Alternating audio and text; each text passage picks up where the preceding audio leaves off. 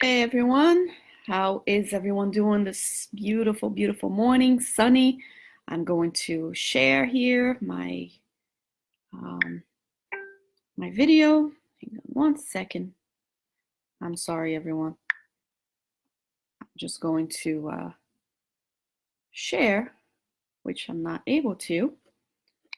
Hang on one second.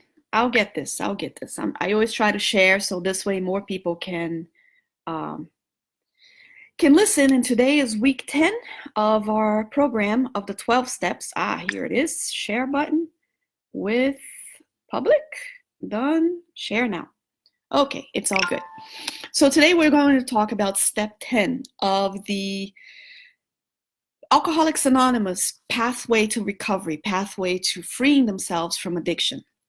And I really like this step 10, especially because it really brings us not just a sum up of things that we ought to do continuously in our lives, those who are alcoholics and those who are not alcoholics. So this is a step that everybody can take no matter what it is that you're going through.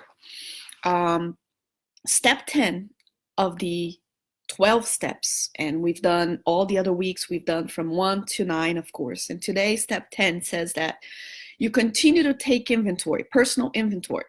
And when you were wrong, or when we are wrong, we promptly admit it.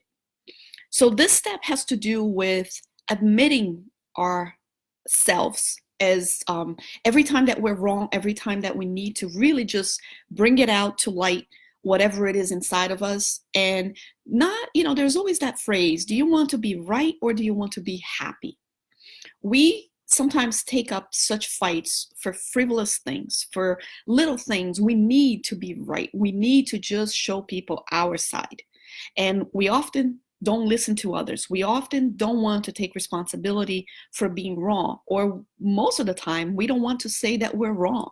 We don't want to say that, honestly, I made a mistake. This step 10 brings attention to constantly take an inventory about ourselves, about how honest we are with ourselves. If I ask all of you, if I ask all of us, if you looked at yesterday was Saturday, was there anything you would have done differently yesterday? Was there any moment that you were wrong? If you really take a deep look yesterday, in any moment, was there a moment where you said, that in that moment I was actually, I should have done things differently. I could have done something different. I shouldn't have said that. This is personal inventory to see what brought you to make that decision. What brought you to take a decision and then just kind of let it go and not really correct yourselves. The problem we have is we often, many times too often, we blame others. We blame whatever it is, and we don't take personal responsibility for our actions. Sigmund Freud said, and he always asked, what percentage of whatever situation you are in your life is your fault? Now, of course, step 10 is not about bringing blame to ourselves, but taking personal responsibility for the part that we own, for the part of the problem that is our responsibility and not others. Seldom we are completely either at fault or innocent. There is always a little part that we are on the other side, either or. So let's really take this inventory and let's think about this in regards to even depression, in regards to anxiety. Let's think about this I'm sorry thing. First of all, we are way too sensitive. We are becoming a society of people that are sensitive about everything. We can't play who here grew up, and you could actually joke and you could actually be a lot more freer, be actually more honest. Then now we need to cover things up, being politically correct, actually kind of thinking so much before we have to say something to a dear friend. And then the whole magic of being spontaneous, of being more honest, of telling a friend, I don't agree with you, it's disappearing. And if we think about it, the more honest we are, Now, there's a big difference in being cruel and being rude than being honest. And also to say, I was wrong. I'm so sorry. You're right. I agree with you. I didn't see things your way. It seems like now we need to either be completely right or we exclude ourselves from the situations and we'd rather not talk about it. So it's very important for us to bring ourselves to the present. Why? Because depression is a lot of the past and anxiety is a lot of the future. And unless we can take inventory of our behaviors as we behave, we're always going to be either regretting the past or expecting a certain behavior in the future, and we never get to know ourselves. In question 919 in Kardec and the Spirit's book, it's very clear when Kardec asks, what's the best way to really progress, to get better, to understand things, and to really just be a better person. And the relation and the question and the answer that says one of the greatest, the wisest of philosophers had already told you, know thyself, know yourself.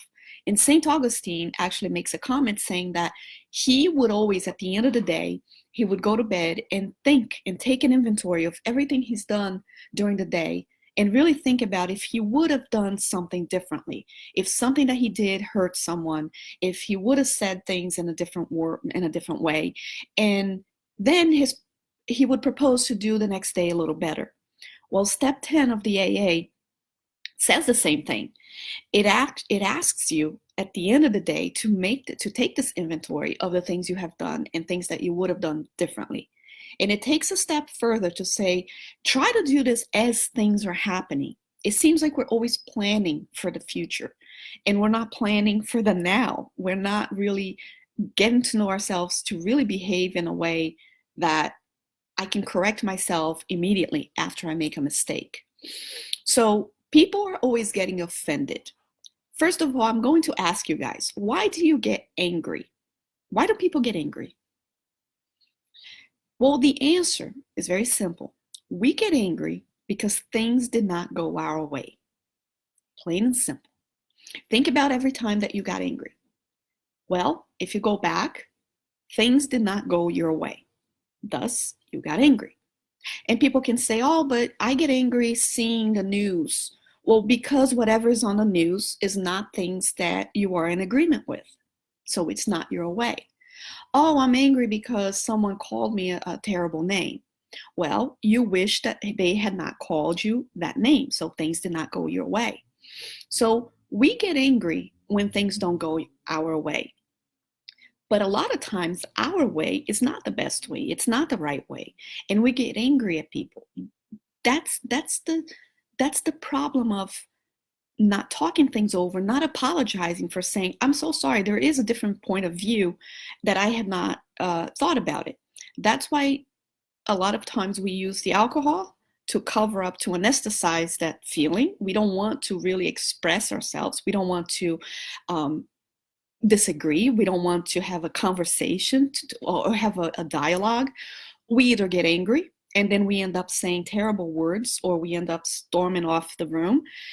And we don't immediately correct ourselves, apologize, and actually want to act in a way that, again, a conversation can occur. So we also get offended quite a bit. Why do we get offended? Now, it's very interesting. I'll ask you this scenario.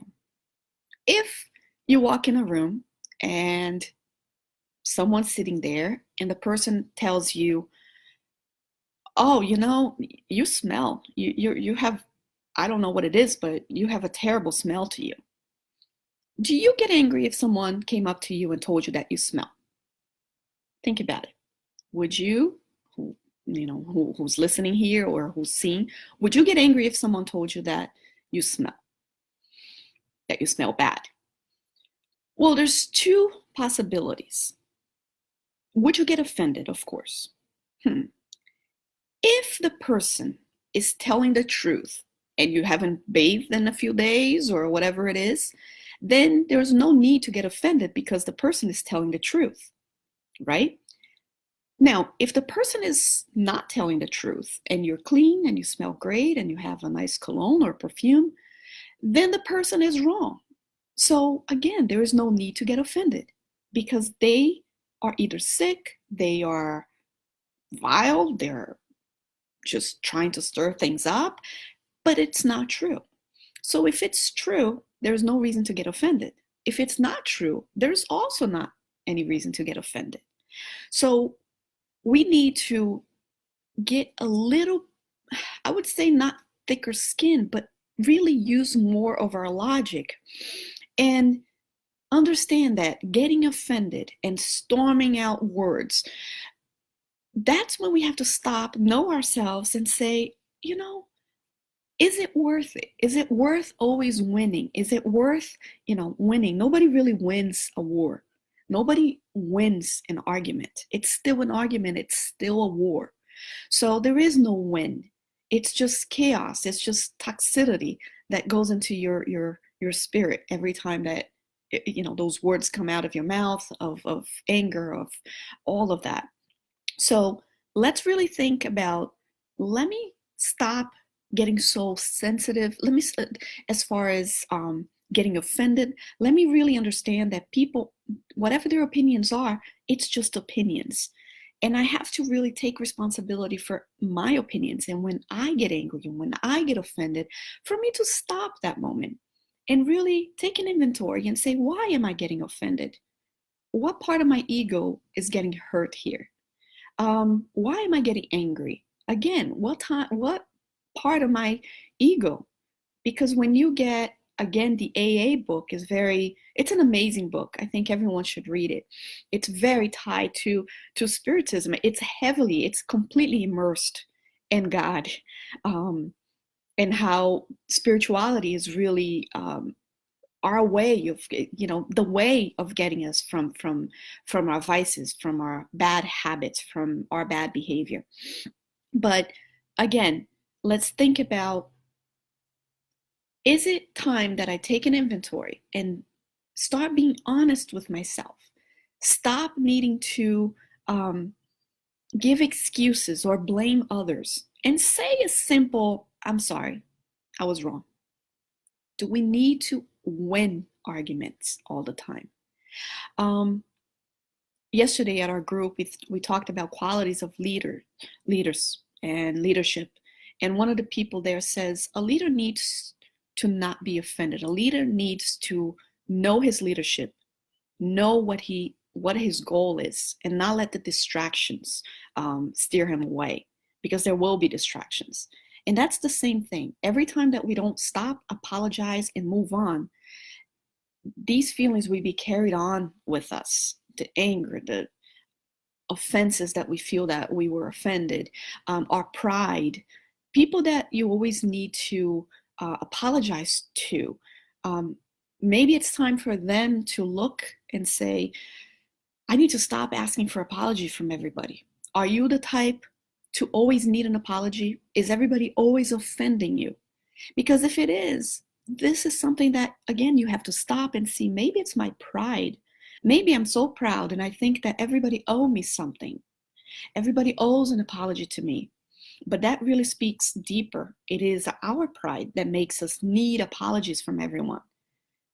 We need to just worry about ourselves and apologizing at the moment that we do something that we believe was not right. Say no to drama. Sometimes we need to be so over dramatic. We need to, and that's obviously a deep hole that we have inside of us. It's something that we're trying to cover up. Dramas are really just, and you're just making something to, this attention that you're creating is over something usually so small. It's a deeper need there. We have to really pay attention even for depression and anxiety, because a lot of depression, people go into the depression because they're running away from something and they're hiding themselves inside of themselves. They don't want, it's that fight or flight. In this way, they're going away. They're running away from something. A lot of times it's not conscious. you have to seek help, professional help, to bring about what the reason is that you went into this depression. But regardless, it's that sense of, I need to hide from the world. I always say lights off. I need to turn the lights off, and I need to be in my own world. And it's a very sad world. It's a very sad situation. But a lot of times we have to remember that if I'm going through a state of depression, is it the perfect time perhaps to seek those that I need to apologize to? And we did this in the previous steps. Is it time that I need to take a better inventory of myself? Why? What brought me to this state? What were the signs? What were the little specks of light that started to bring me into a state of depression? Was it all of a sudden? Was it a reaction to an event? How did that event make me feel? Was it because I felt offended and I started to walk away from my friends? Was it because I felt angry and I didn't want to deal with anymore? And these are all questions that we do have to ask ourselves. In Kardec, again, 919, know thyself, know you enough that you are so strong in your sense of knowing who you are and your possible responses that people will no longer offend you, or you will no longer get angry, at least for the most part. We all get angry. That's a normal response to different things. But the goal is not perfection, it's progression. The AA will say that it's not about being perfect, but it's about always progressing. That is the same goal as us spiritists follow. Our goal is to progress, not to perfect yet. We have a long time for that, and there is no need to rush. So disarm others with apologies. When you are in a depressed state, seek out all of those, look for them, call them. And I know people will say, but I'm depressed. I'm supposed to be the one that people come to with help. I need help. Well, it's strange because the more you give of whatever you're giving, that's the most that you're going to get as well of the same thing. So the more that you go out there and you offer your white flag, your apology for past errors, to past conduct that you have behaved, you disarm people, you open new doors. The more love you give, the more love comes back. The more you run away from your problems, the more your problems will run to you, because the more you will actually think about them. For people who are in dealing with so much anxiety in their lives, again, is it time? Are you always anxious because of something that, again, because of an event that you're about to confront someone? Are you anxious because of what people will say to you? Are you anxious because of how others will look at you? And it really, truly doesn't matter. Your only control is how you behave. As long as you say, if I get to that situation and I make a mistake, I now know more about myself that I'll simply apologize. You see, this lessens depression, anxiety. The moment that you're ready to not need to be right, the better life seems to present the situations to you, because you're no longer so armed. You're not always ready to fight. So let's stop blaming others. Let's really remember what an apology what an apology is. 3 parts to an apology: acknowledgement that you're wrong, saying I'm sorry with no buts, no excuses, no blaming, no becauses of, and third, how can I repair this and offer to make this better? So if I hit somebody's car, I gave this example. If I'm driving, and I know I'm not talking about legal advice, none of that. I'm just saying, if I go to someone's house and I break something, I apologize. I broke this. Number 2, I wasn't paying attention. I am sorry. Not because, oh, but you left it in a way that people would bump into it and break, or not because, oh, but you were talking to me, you distracted me. See, that's not an apology. An apology means you are saying, I'm sorry, and you're taking responsibility. Whatever else influenced you, whatever else was part of why that happened, that's not our concern. Our concern is our part that we did wrong. Apologize. Number 3, offer. How can I make this better? Can I buy you another one? Or not even ask. Go and buy and return it to the person, or give her the money for whatever it is that you broke. So let's be more ready to apologize. People who apologize, and I'm not saying over apologize, even for pity or whatever it is. That's a different conversation. But let's be ready to say, I'm sorry. So you don't have to drag this. And that won't have to become to consolidate in your perispirit. And down the road, you just explode because there's so many things left behind. So let's be ready to disarm others with our apology.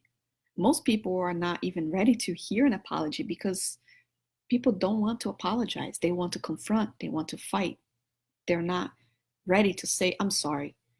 When you say that these days, people don't even get it. They don't know what to do because they're already waiting for you to fight them. But take these aggressions out of you. Anxiety.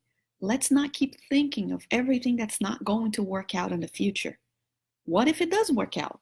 And most of the times it does work out. Studies have already shown about 85 to 90% of our worries, our future worries, never actually happen. So we're wasting so much time with that. At the end of the day, take your balance sheet. Do your balance and say, what are the things that I could have done differently? Is there anybody that maybe tomorrow I'll go and say, hey, I thought about what you said. I'm sorry, I think you're right. Or I apologize for having behaved that way. That was not the right way. Period. This will make you become such a more lighted person, enlightened person. And not only that, really light. You don't have to carry all that burden of having to be right all the time. My friends, let's think about this beautiful phrase. It's not about perfection. It's about progression. Let's be beings that don't need to be always right. Let's be beings that don't need to always be others having to apologize to us because we're always getting offended. It's not personal. Nothing is really personal if you think about it. Because if it's true, then it's someone helping you to let you know that you're doing wrong. If it's not true, then you don't have to worry about it. It's not true, whatever it is that you're being accused of. I hope that we can be here for the next Morning Coffee for the Soul. We'll be talking about step 11 and try to look at the other steps because they all apply to anxiety and they all apply to depression. Go online and read the book AA, and they have the booklet. It's very short. It's maybe, 100 pages, 100 and something pages, and it's not a difficult reading at all. And bring that to whatever vice you have.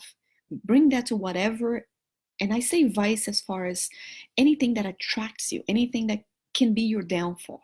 It could be your anger. It could be your those 7 deadly sins that they talk about. Try to see which one is more close to you and apply this. Apply today's step 10. Take personal inventory when you do something wrong and promptly admit it and then apologize. But admit who you are. The worst thing in the world is living a life that is not yours because we're never going to be able to do that. There will never be another Deborah. This is Deborah. There will not be another Deborah. So nobody can be me. And again, there will never be another John. There will never be another Chris, Marsha. You are unique. And it's a waste of time trying to be somebody else because it's an impossible task. Look at you. Start loving yourself.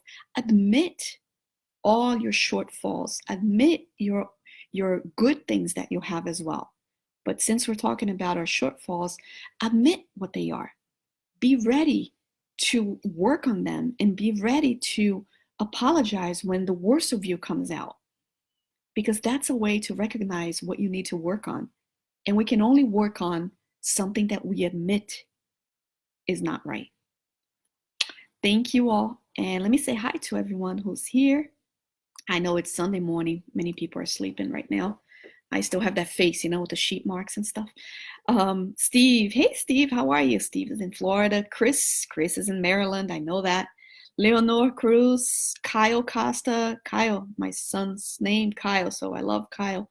He'll be going tomorrow to the Navy, so tomorrow is his deployment day. Donna Schultz, hey Donna. Vanusa's here. I know Donna too, old friend.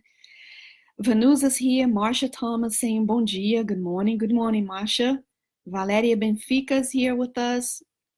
Steve is saying, I'm starting to realize that my anger results directly from my pride. It always does, Steve. It always does. Because again, you get angry because things did not go your way. So that's directly pride. If you think about it, if you read the step 10 of AA, there's a part where it says that if anything irritates you, or people or whatever, it's not about the things or not about the people. It's about you. So whatever aggravates you or irritates you, it's really you, not them, not that thing. Nothing has that power. It's about us. So I completely agree with you. And every time that I get angry, I always look at myself and I say, how can they do that to me? Why did you step on my shoes? Or why did you leave me? So if there's a lot of me's, it's about pride. And every time that we get angry, how can you be doing this? I don't agree with it. You see what I mean? Marsha's saying, I get angry because I build thoughts in my head and this becomes true even though it's not true. And the man I apologize, but I do it again. Oh, and I apologize, but I do it again. But that's okay. Every time that we apologize and we do it again, at least we're already taking that step to apologize, which many people, their pride will prevent them from apologizing because they think it's a weak thing to apologize, which is the opposite. A true, sincere apology shows how strong a person truly is. And when we build these thoughts in our heads, and sometimes we have fights, right, in our minds. We imagine a whole argument in our own mind, an argument that'll never happen, but we imagine it. And we start getting angry. That's the moment where we stop. That's the moment where we stop. And we actually, and there are psychological tools for that. I actually imagine a big red stop light, a stop sign, and the gong show, and I just like smack it on that. I kind of do that. I kind of tell myself, stop. And I redirect my thought immediately. I stop and I go do something. I stop the train of thought that would keep following it. And sometimes it's good to apologize to ourselves. I'm sorry, you mistreated yourself.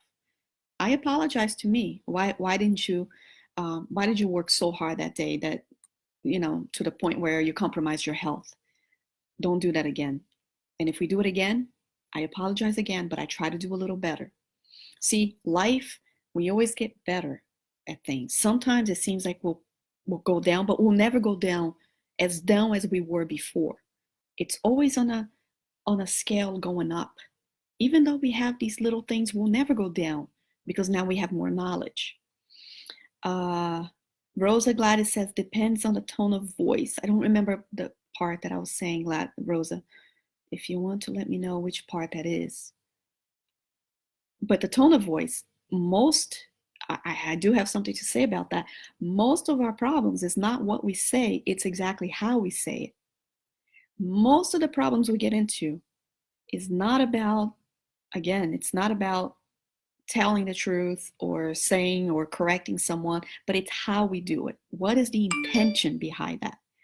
Is that intention to harm, to hurt someone? So it's really our intention. We have to pay attention how we treat others. Not so much what we say brings pain, but really how we say it. Why do we get angry more often with people who we love? Because they're closer to us. And let me tell you something. The opposite of love is not hate, how many people think. The opposite of love is indifference.